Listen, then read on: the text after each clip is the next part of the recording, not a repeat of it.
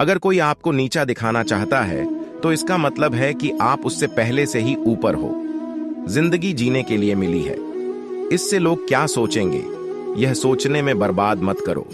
किसी के बुरे वक्त में उसका हाथ पकड़ो, सहारा दो, उसे हिम्मत दो, क्योंकि बुरा वक्त थोड़े समय में चला जाएगा लेकिन वह आपको दुआ जिंदगी भर देता रहेगा। मनुष्य सुबह से शाम तक काम करके उतना नहीं थकता जितना चिंता और क्रोध के एक क्षण में थक जाता है। संबंध परमात्मा से अच्छे बना लो तो तुम्हें किसी की जरूरत नहीं पड़ेगी, तुम खुद सबकी जरूरत बन जाओगे।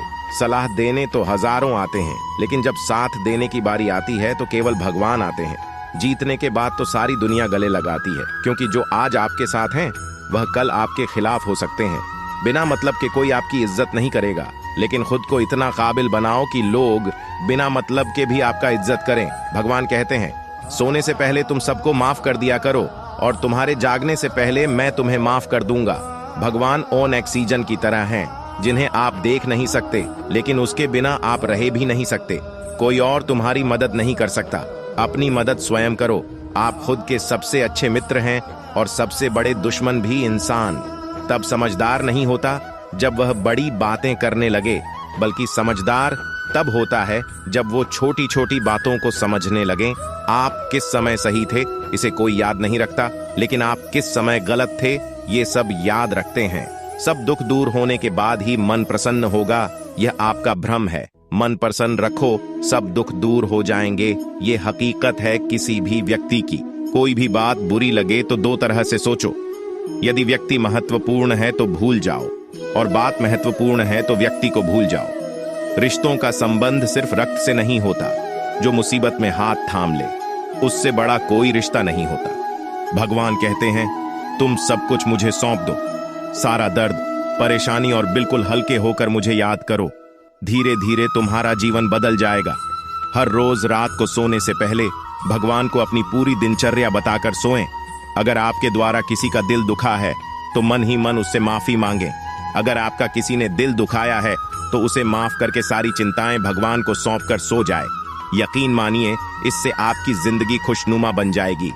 क्रोध बोला हुआ एक शब्द इतना जहरीला हो सकता है कि आपकी 1000 प्यारी बातों को 1 मिनट में नष्ट कर सकता है। सबको हंसाना लेकिन किसी पर भी हंसना मत। सबके दुख बांटना लेकिन किसी को दुखी मत करना। सबकी राह में दीप जलाना लेकिन किसी का दिल जलाना मत। यही जीवन की रीत है। जैसा बोओगे वैसा ही पाओगे। दुआएं और प्रार्थनाएं असंभव को भी संभव बना देती है। ईश्वर को ना हमारे तन की जरूरत है ना धन की, उसको तो बस पवित्र मन की जरूरत है।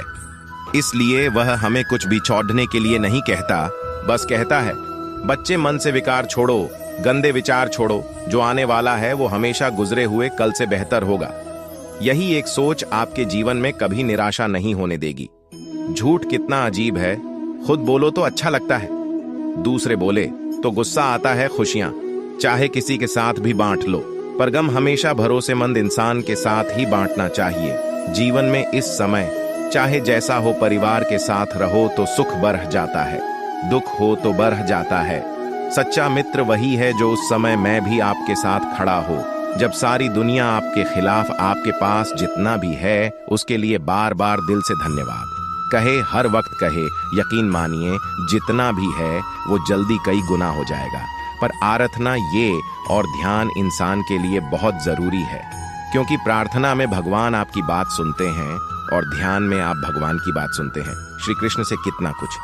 छोटा पहले, माँ छोटी, फिर पिता छोटे, फिर जो नंद किशोर मिले वो भी छोटे, संग साथी छोटे, राधा भी छोटी, गोकुल छोटा, फिर मथुरा छोटा। श्री कृष्ण से जीवन भर कुछ ना कुछ छूटता ही रहा।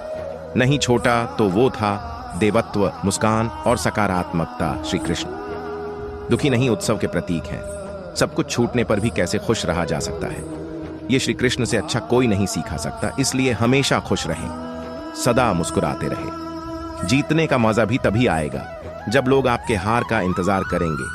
गीता में लिखा है यदि कोई आपको अच्छा लगता है तो अच्छा वो नहीं, अच्छे आप हैं, क्योंकि उसमें अच्छा ही देखने वाली नजर आपके पास है।